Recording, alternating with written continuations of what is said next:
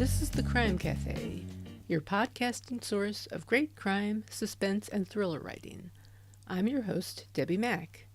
Before I bring on my guest, I'll just remind you that the Crime Cafe has 2 ebooks for sale, the 9-book box set and the short story anthology.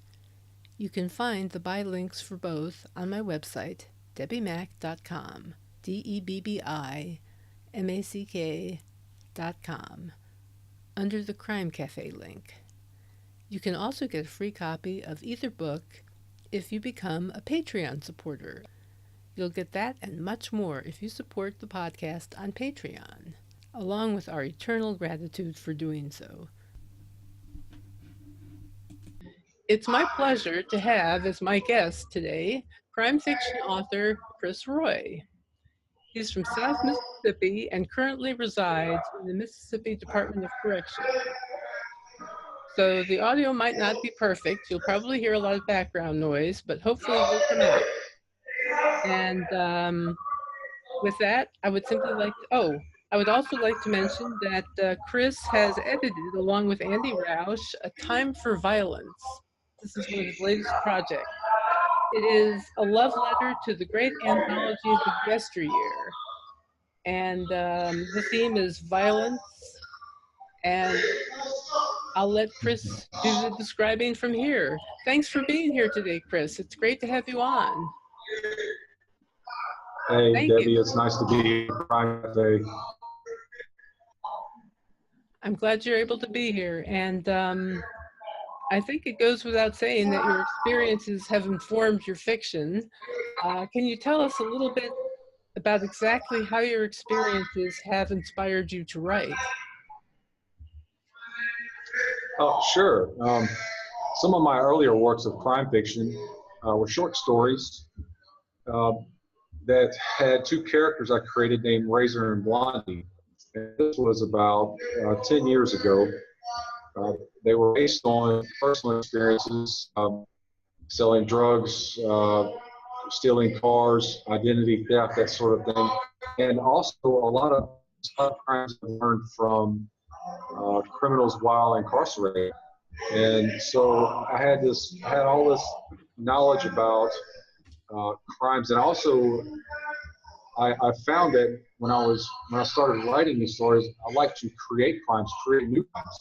And so that was, I had all of this knowledge to draw on and experience to draw on, and that's where my original stories came from. Would you say that your genre is more geared toward noir or thriller? It's noir, definitely. Now, it is, my earlier works were thriller.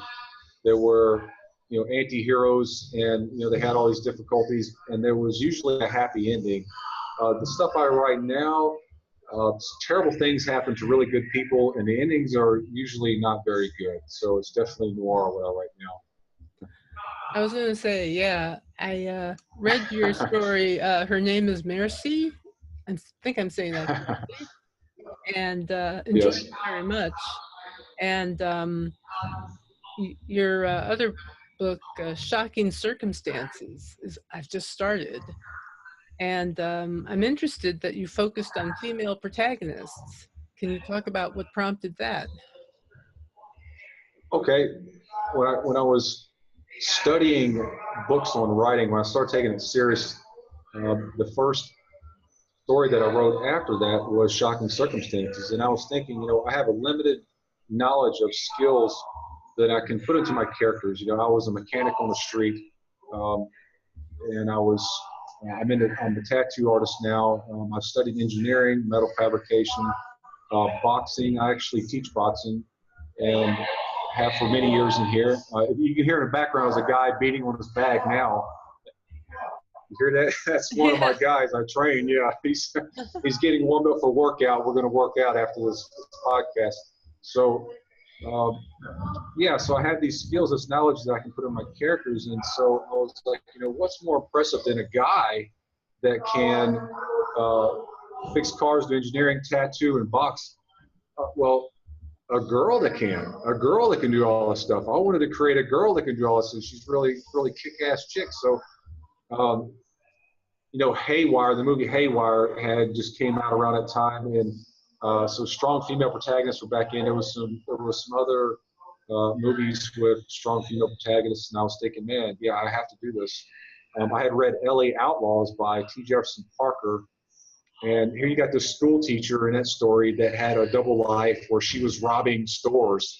She was going around as a robber, and it was really cool. And I was thinking, and it was first person female too, and that really all that came together at a time where I was wanting to take on a huge project and write something. And so that's where Shock and Circumstances came from. That's where Clarice Shocker Aries came from. Personally, I think that's awesome. I just love it when you have a strong female protagonist, and having a protagonist who boxes and loves cars is really, really awesome. Uh, okay, tell us a little bit about A Time for Violence. Is that the latest thing you're working on, or the latest that you? Yes. I work for a publisher. I do PR for Close to the Bone, small publisher based in the UK. A buddy of mine hired me there. Craig Douglas is the chief editor, and so we do a lot of grit fiction. They're real gritty stuff, crime and horror mostly, and we do anthologies. We do novellas, short story collections, anthologies, and so I had a place to publish this at. A friend of mine, Debbi Mack, who's the author of Riding Shotgun and Other American Cruelties, really, really great book, fantastic, very talented guy. He and I had about writing stuff all the time, and he was like, man, let's do an anthology. You know a lot of authors. I know a lot of authors. Let's get them together. Let's get them to write something great. We can really kill this thing. And so I was like, I don't know, and, okay, let's try it. Let's give it a shot. And he jumped on it. He got some really big name authors. You've probably seen the list of them there. 3 of them have co-written with Stephen King recently. One of them is John Russo, he co-wrote Night of the Living Dead, and one is Max Alan Collins. Collins wrote the Quarry series, which is now a Cinemax series, and so. We have several other up-and-comers that are kind of a big deal now, and then we got the best out of the indie publishers. Tom Botter, Tony Knighton, Elka Ray, James Longmore, and so these writers are really underpublished in my opinion. They're so. People will see the names and recognize the names in the list, but I think they will enjoy the smaller named writers, the unknowns more. But it's just a really great collection of stories. I'm just looking it over for the first time, and I'm floored by some of these names. You've got some great people on here. It's just great. Well done. Richard Chismar, Joe Lansdale. There's a bunch of them that are just really fantastic. Yeah, this is amazing. This is wonderful. Well, that's fantastic, and congratulations on that. Thank you. It's coming out in February, by the way. This will be out in February. All right. Craig, by Close to the Bone, Craig Douglas is going to do the editing and the cover. He's a really great graphic artist, and we will be publishing this in February of 2019. Fantastic. Good to know. Let's see. I saw in an interview that you didn't become a reader until you were 18. What was it about your first reading that prompted you to write? Well, I got locked up in the county jail when I was 18 for murder, and that's what I'm serving a life sentence for now. So I didn't read novels on the street unless it was for like a school project or something, and literature class, whatever. And so I didn't really read for pleasure until I got locked up and there was nothing else to do. And then I realized, no wonder my mom and my grandma had these big giant stacks of books next to their bed, because this is awesome. I love reading. I realized, that's it's in me too. Okay, I understand now. And my mom reads like 200 books a year. It's just ridiculous. And so, I got locked up, started reading The Ninja by Eric von Lustbader. Was the first series I remember reading. Read some of the old Stephen King stories like Rose Madder, and and it's like, man, this is great. It's better than TV. It's better than sitting around talking and doing nothing like these other guys. I'd rather be kicked back reading. And so I started writing too. Of course, you're locked up. It's kind of a thing to do in prison or jail, is to write letters to family and friends and stay in touch. So my writing was just horrible. And it's still, my handwriting's still horrible, but my writing improved initially from writing letters, and then years later from pen pals, I got on some pen pal websites for prisoners and met some really great people. And so I was writing letters all the time, nearly every day. And then reading, just, over the years, I've read hundreds of books, probably read 1,000 novels by now. I'm not sure, I never kept count, but I've read so many books, 19 years in a penitentiary. So I, realized one day about 10 years ago, all this writing I've done, all this reading I've done, I have the skills, the ability to write my own stuff now. I can do this. And so I started studying books and writing. I've dog-eared several dictionaries. I was a dictionary guy for a long time, improving vocabulary and stuff. I started with a friend, a couple of friends actually, on a high-risk program. After I had 2 escapes in 2005 and 2006, I was on high risk in Supermax, and with some other guys that were aspiring writers, very intelligent, very well-read guys that were also writing. And so that's where I started at. And the idea was, maybe we can write something and get a big contract, and we can buy our way out of prison. That was the initial motivation. Well, I got to say that I am very impressed, because so many people will say, I want to write a book, but you've done it. You've written the stories, you've written the books. And in my experience, writing is a craft that requires not only dedication, but focus. How do you achieve that focus where you are? It's difficult at times, because there's so many distractions. Not necessarily the noise. There's always guys that want to kill each other and assault each other, just screaming nonstop where I'm at. So that doesn't bother me really. And I have this tiny little table in my cell. It's just a steel plate welded to the wall, and a little stool. It's like a kindergarten desk in my cell here, and that's where I write at. I've been in many cells, and they all basically have the same little table. I've written 8 books at these little tables, and sometimes I'm in the middle of writing. I look up and there's water coming to my door. Somebody's flooding, or there's a fire and there's smoke, and somebody's getting sprayed with pepper spray, and there's canine on his own, dogs and stuff. And it's like, okay, I'll stand up, go to the door, and make sure that they're not about to shake me down first, and then I'll go back and sit down and start writing again. It's like, as long as nobody's about to chuck a milk carton full of shit in my cell, then I'm good. I'll sit down and keep writing. I love your attitude. I see, like, where you're sitting there now, I see these pictures online, and then even in magazines where people are like, this is my writing space. It's like this beautiful view of nature, or like this. And I'm like, it's real quiet. Like, I'm like, I wonder if I could even write anything if I sat there. I would just be, I don't know if I could do it. So I know. I'm not used to it. I mean, for me, it's like being closed up in in a small room. I mean, not as small and as noisy as your room. Nonetheless, I mean, I don't have a beautiful view. It's, believe me, it's not that gorgeous. It's not that awesome, but it's not that Yeah. gorgeous. You know, nobody's going to throw shit in my room. Unless, of course, my Actually, husband decides to throw some cat shit in my room or something. I wouldn't put it past him.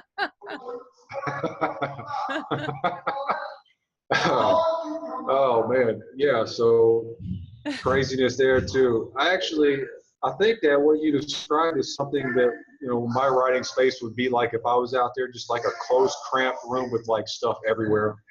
And You just described my office. that's yeah, Stuff that's but everywhere. closed in, yeah, like closed in spaces with a low ceiling. That's where you get your best creativity from. You're like, it's if you're in open spaces, it's to me anyway, it's different.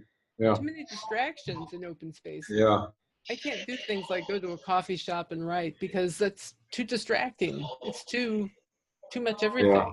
I need just a place to be whatever, you know. I've never thought about trying that. I wonder what I would do if I was in Starbucks and sat down with a laptop. But first of all, I've never used a laptop, so it'd take me forever to figure that out. But It probably yeah, wouldn't take you I, that long. I write all my stuff by hand, and then Oh, okay. I write everything by hand and type it up. Yeah, I type it up on my phone, Google Docs. I was a journalism major, so I was taught to compose at the typewriter. This was back in the days of typewriters. Oh wow. So everything was typewriter. Everything was typewriter, typewriter, typewriter. But yeah, be that as it may, I also wanted to mention that you did a really great podcast interview on "What Are You Afraid of?" podcast, which everybody should listen to. It's really good. That's a good one. I want to give them a shout out because they did such a great job, and I listened to the whole thing, and I was just enthralled. And let's see. Oh yeah, you're a book illustrator. You've illustrated children's books, Oh correct? yes, I have. I am an artist. I've been drawing since I was about 10 years old. And so, of course, that really developed in a penitentiary, drawing birthday cards, holiday cards, just all kind of things for family and friends over the years, and even to other inmates and even officers. I've drawn. I've done art pieces for everybody. Really, have stuff all over the world at this point. Nothing. I'm not known as an artist other than as a tattoo artist. I was published in Rise Tattoo magazine last year. Um, and it's a publication in France, and where tattoos are a really big deal. And also on an app called ATC Tattoo Books, which is on Google Play. My art is featured in there with a story by Tom Botter, journalist who covered my tattooing and penitentiary. But the books were published by Divine Word Missionaries. They were children's coloring and activity books. A friend of mine, Dennis Newton, he's deceased now. He was the director of Divine Word Missionaries, and he invited me to do artwork for charities that he hosted. Actually, a lot of times they would have someone they were honoring, like a business owner or whoever for a charity they would honor, and I would draw a portrait of them. The first one was Mother Antonia. She was a Hollywood star that did everything and went to live in a prison in Mexico. As a nun in a Mexican prison. She's very old now. I think she's still there. And it's a really great story. Well, they Dennis, my friend, hosted a charity with her and asked me to draw a portrait of her. I did that, and she loved it, and so it was a big deal with them. And he asked me to draw one for um, a guy that owns Sunshine Food, just like a grocery store chain or whatever. I did one of him, and then it was like, we got these other charities that we're doing in India and the Philippines. The one in India was it was after um, radical Hindus attacked some Christians in a village in 2008, and in India, and so the men were wiped out, and it was all these widows and orphans, and so you had all these groups come in to help the widows and orphans, thousands of them. I mean, tens of thousands of them, and my friend, his company did that, and they started this charity called Kids for Kids, and then they were raising baby goats in Iowa and selling them and using the money to build a church and a school in this place over there and help pay for food stuff for the widows and the orphans. And they made this a coloring book, an activity book for kids. Dennis wrote the text in the book, and I did the illustrations, and it turned out really well. And they used it to promote the charity. We did another one not long after that.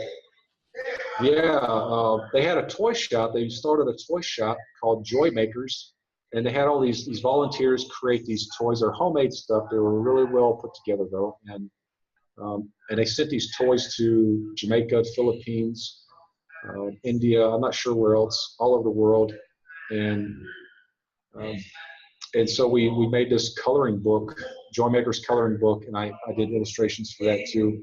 It was really cool. That's really cool. I would love to be able to draw like that. I've been sort of noodling around with cartooning a little bit, and my skills are so rudimentary, it's ridiculous. But have you ever thought, just out of curiosity, of doing graphic novels? Yes, I've toyed around with that idea a little bit, several times actually. My talent isn't really like creating a character and repeating the same character in different scenes. That's not really. I can draw something really great in one scene, and the next scene I try to copy that same character doing like a different motion, and it's difficult. I just haven't put the practice in. Yeah, so even those children's books I did, I did, it's like the first time I had the same characters in different scenes, and it was two goats. It was a male goat named Bob, and he was an American farmer. He had overalls and a John Deere hat, and he had like a little gut on him, and then there's a female goat, an Indian goat, and she's in Indian attire. Yeah, so it was Bob and Banu were their names, Bob and Banu, and so I put them in different scenes, and that was like the first time that I was able to do same characters in different scenes. But tackling a graphic novel is on a different level than illustrating a children's book, I think. I suppose you're right about that. Yeah. Let's see. Who are your very favorite authors? Wow. Okay. David Gemmell, believe it or not, a fantasy writer. He died, I think, in 2006. Jim Butcher, Stephen King, Tom Botter. Let's see, Andy Rausch. God, he's good. He's really good. Riding Shotgun and Other American Cruelties. It's Tarantino style. And man, it's best book I've read in years. Yeah. Wow. Now I feel like I have to get his books, because I love Tarantino. Oh my goodness. And where can readers find your books? I'm on Amazon. Also, you can look at Close to the Bone. I'm on Twitter at author Chris Roy. My latest book, Her Name is Mercy, which you've read, is there's a Facebook page. Her Name is Mercy Facebook page. Did a blog tour back in May, and there's a lot of great reviews and information about that on Facebook. But mainly, yeah, people can just look me up on Amazon or on Twitter. Okay, awesome. Is there anything else you'd like to say before we finish up? Yes, we've talked about my writing and everybody else's. I think that you deserve a mention. I've seen your books around, and I regret I have not read them yet, and I'm going to, because I've seen and I've heard that they're really fantastic. Oh, well, thank you. For the Sam McRae mysteries, is that it? Or? That's it, yeah. The Sam McRae mysteries. Slowly rolling them back out. Great. So yeah, We'll be the checking those third out. one's going to be coming out Sunday, actually, on Oh, the wow. 16th of December. So be on the Great. lookout. Well, I'm going to look for it. I'm going to share and tell people about it. Thank you so much. I really appreciate it, and I really appreciate your being here today. It was great meeting you and talking to you. Thank you Thank for you. having me. Sure thing. It was my pleasure. I truly admire your dedication to the craft and your achievements despite everything. I'll just add that if you want to read more about Chris's background, check out his website, www.unjustelement.com. It's That's very right. good. It's Thank a very you. good website, and he has a blog there. And I'll remind you that we have the Crime Cafe box set and anthology for sale online.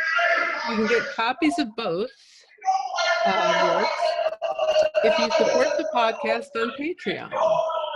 Just go to my website at debbimack.com and click on Crime Cafe to learn more about that. And also, please leave a review of the podcast if you've enjoyed it. And with that, I will just say thanks so much for listening. Happy reading, and I'll see you in 2 weeks.